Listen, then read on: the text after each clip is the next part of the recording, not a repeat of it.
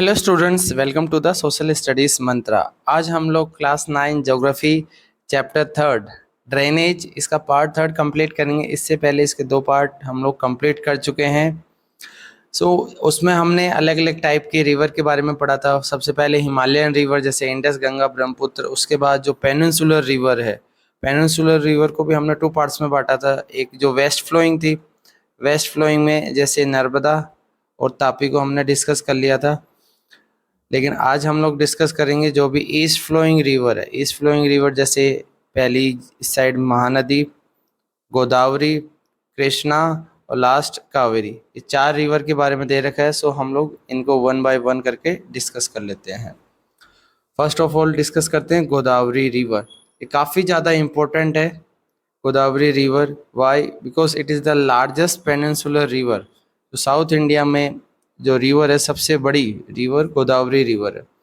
इसकी जो ओरिजिन होती है इन नासिक डिस्ट्रिक्ट ऑफ महाराष्ट्र। सो महाराष्ट्र से इसकी ओरिजिन होती है। इसकी लेंथ आपको ज़रूर याद रखनी है। टोटल लेंथ है इसकी 1500 किलोमीटर। इसका मतलब आफ्टर गंगा ये सेकंड नंबर पे आती है, बिकॉज गंगा की लेंथ है 2500 किलोमीटर। इट्स ड्रेनेज बेसिन को हमें याद रखना है, वो भी लार्जेस्ट है, is largest among peninsular river. और ये क्योंकि ईस्ट फ्लोइंग रिवर है इसलिए ये ड्रेन करेगी बे ऑफ बंगाल में। मैक्सिमम ये जो भी ईस्ट फ्लोइंग रिवर है ये सारी की सारी कहाँ पर ड्रेन करेगी? बे ऑफ बंगाल की तरफ।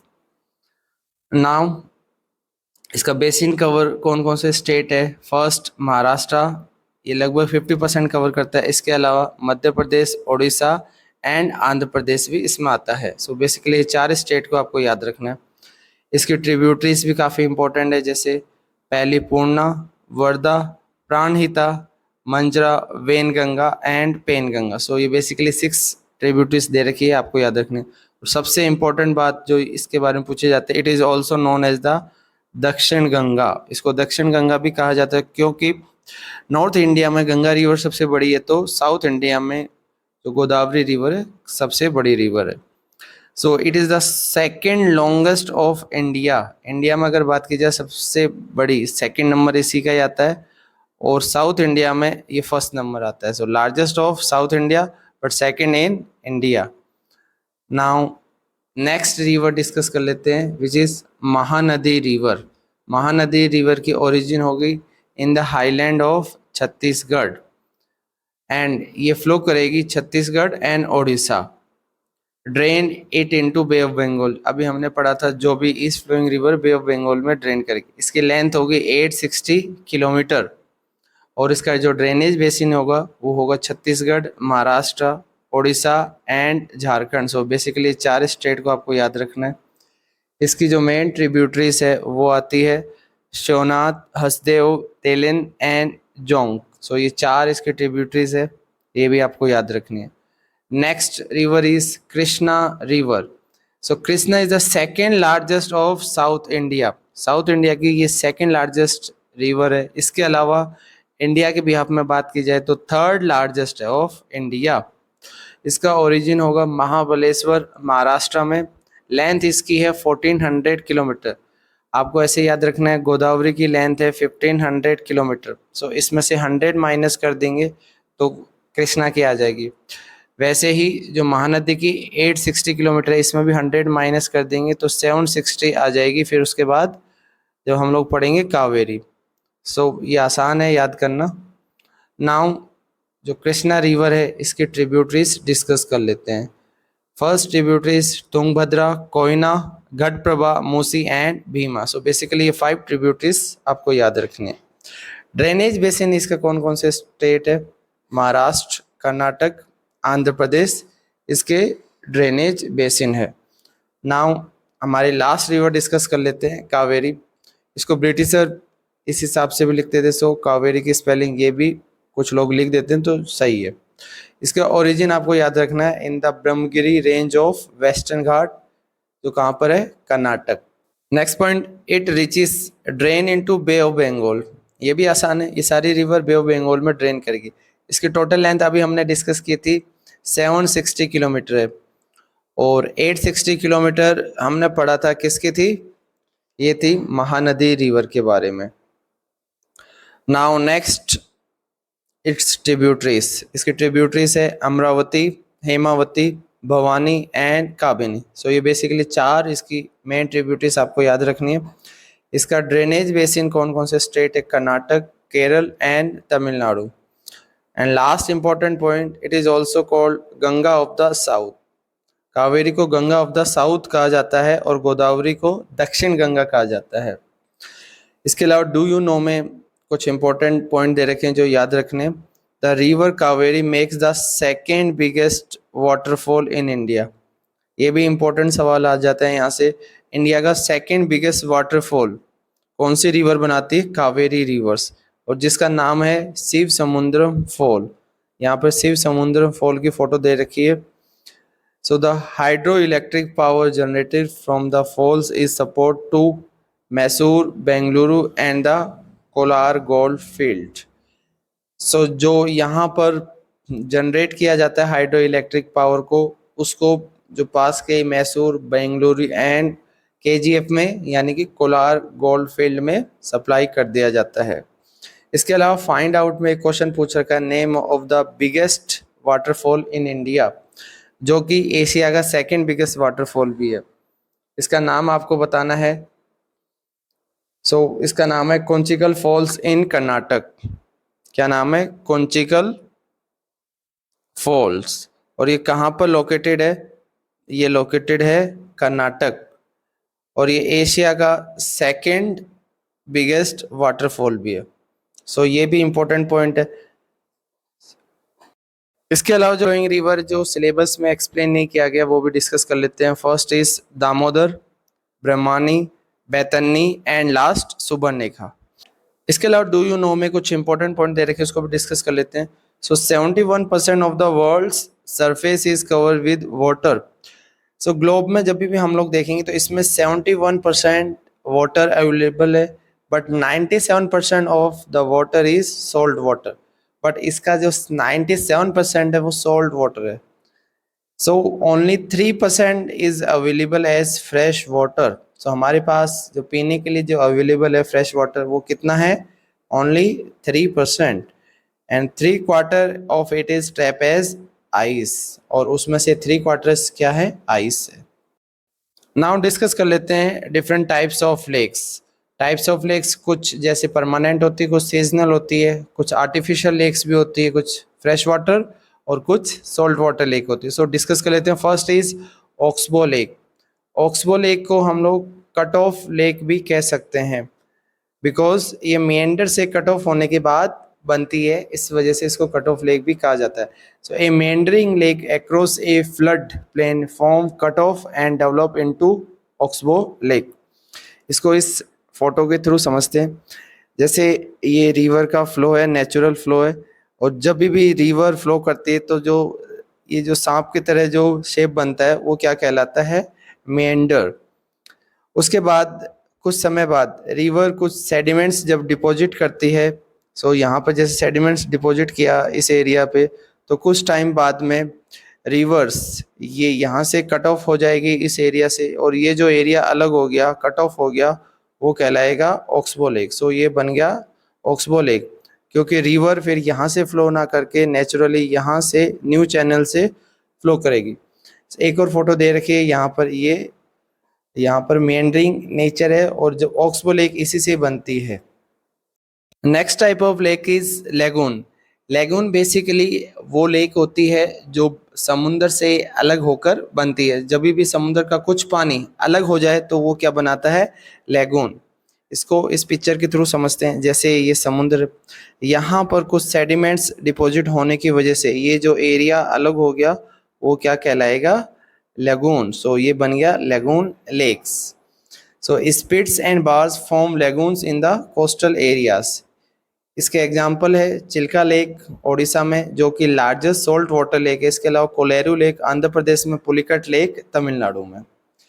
लेगून्स के बारे में और डिस्कस कर लेते हैं। लेगून्स जो लेक होती है मोस्टली ये सारी सॉल्ट वाटर लेक होती है। This are salt water lake.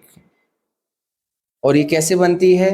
जब भी समुद्र का कुछ पानी अलग हो जाए सो लेगून बेसिकली होता है सैलो बॉडी ऑफ वाटर जो सेपरेट होता है larger body of water bye island और रीफ। नेक्स्ट देख लेते हैं inland drainage. Inland drainage basically होता है it is the drainage of the river with in the land. इसका मतलब लेक्स जब भी इनलैंड ड्रेनेज की वजह से बनती है वो क्या कहलाती है, इनलैंड ड्रेनेज। नाउ ये जो लेक्स होती है वो सीजनल होती है। इसका बेस्ट एग्जांपल है सांबा लेक इन राजस्थान जो कि लार्जेस्ट सॉल्ट वाटर लेक है राजस्थान के भी। It's water is use for producing salt. इसके पानी को सॉल्ट बनाने में यूज किया जाता है। दिस इज सांबर लेक और सांबर लेक का यूज सॉल्ट बनाने में किया जाता है। सो इंटरनल ड्रेनेज भी इसको कहा जाता है because drainage of river with in the land होता है जिस वजह से इसका नाम इंटरनल ड्रेनेज भी होता है। नेक्स्ट टाइप ऑफ लेक देख लेते हैं fresh water lake. Fresh water lake basically होती है ग्लेशियल ओरिजिन। सो जिस वजह से इसको ग्लेशियर लेक भी कह सकते हैं। So it is also called glacier lake. They form when glacier dug out a basin which was later filled with snow melt। जब ग्लेशियर के टूटने से कहीं पे जो डग आउट हो जाता है और वो फिल हो जाए स्नो मेल्ट से तब क्या बनता है, ग्लेशियर लेक या फिर फ्रेश वाटर लेक। इसके बेस्ट एग्जांपल है वोला lake in Jammu Kashmir.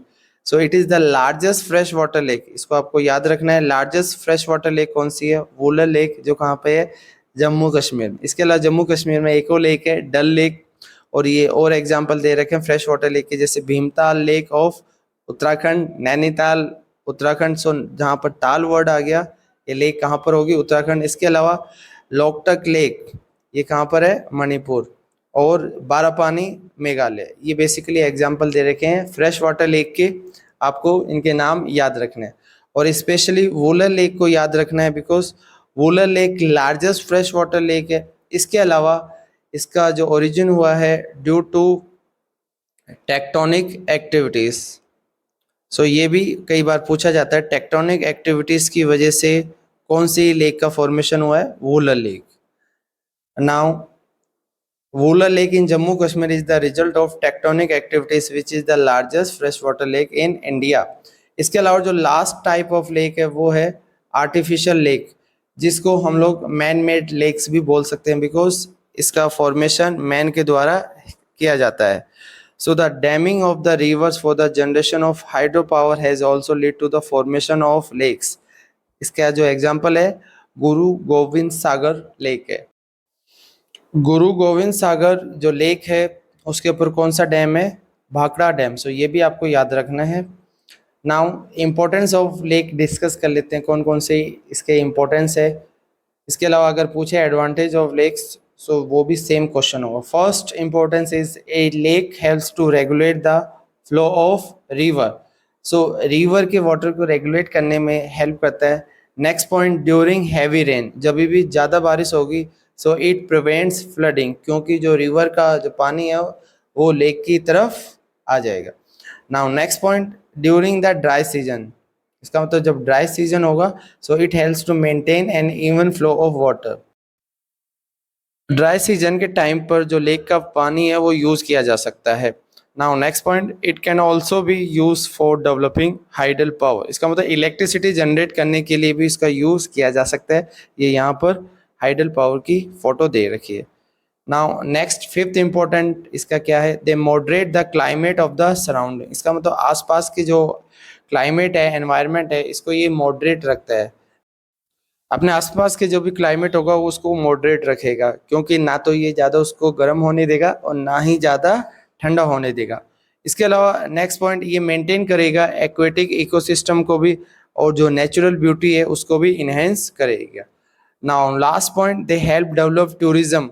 Tourism भी इससे काफ़ी ज़्यादा प्रमोट होगा एंड प्रोवाइड रिक्रिएशन। इसका मतलब एंटरटेनमेंट एक्टिविटीज़ भी यहाँ पर की जा सकती है। नेक्स्ट डिस्कस करते हैं role of rivers in the economy. So किसी देश की इकोनॉमी में रिवर का क्या रोल है वो डिस्कस करते हैं। फ्रॉम एंशियंट टाइम, यानी कि पुराने समय से ही जो रिवर बैंक्स हुआ करता था वो लोगों को अट्रैक्ट करता था। attracted settlers as water from the river is a basic natural resource essential for various human activities। क्योंकि जो रिवर का पानी है वो नेचुरल रिसोर्स है और इसको बहुत सारी ह्यूमन एक्टिविटीज़ में यूज़ किया जा सकता है। इसके अलावा रिवर का यूज़ बहुत सारी चीज़ों में किया जा सकता है, जैसे इरिगेशन पर्पस के लिए, नेविगेशन के लिए, फॉर इनलैंड नेविगेशन और hydro power generation. Next topic discuss करते हैं रिवर पॉल्यूशन। हमारी नीड ज़रूरत से ज़्यादा हो चुकी है, जिस वजह से जो रिवर है पॉल्यूट होती जा रही है। The demand for water from river is increasing. Demand बढ़ने की वजह से बहुत सारी प्रॉब्लम क्रिएट हो रही है। सो ये जो डिमांड हो बढ़ रही है, ये बढ़ रही है to meet the growing domestic, municipal, industrial and the agriculture need. इन सभी की ज़रूरतों को फुलफ़िल करने के लिए जो रिवर है उसका पानी ज़रूरत से ज़्यादा यूज़ हो रहा है और it naturally affects the quality of water.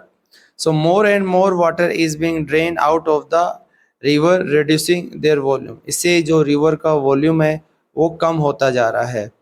Now also a heavy load of untreated sewage and industrial effluents. इसका मतलब जो इंडस्ट्रियल लिक्विड वेस्ट होता है वो भी रिवर में एम्प्टी कर दिया जाता है, जिस वजह से ये अफेक्ट्स करता है क्वालिटी ऑफ वाटर को। इसके अलावा जो रिवर की सेल्फ क्लेंसिंग कैपेसिटी है, इसका मतलब जो रिवर अपने आप वाटर को क्लीन कर लेती है, वो कैपेसिटी भी काफ़ी ज़्यादा इससे इफ़ेक्ट हुई है। सो बहुत सारे रीज़न और भी है, जैसे इंडस्ट्रियलाइजेशन है, राइजिंग पोल्यूशन है।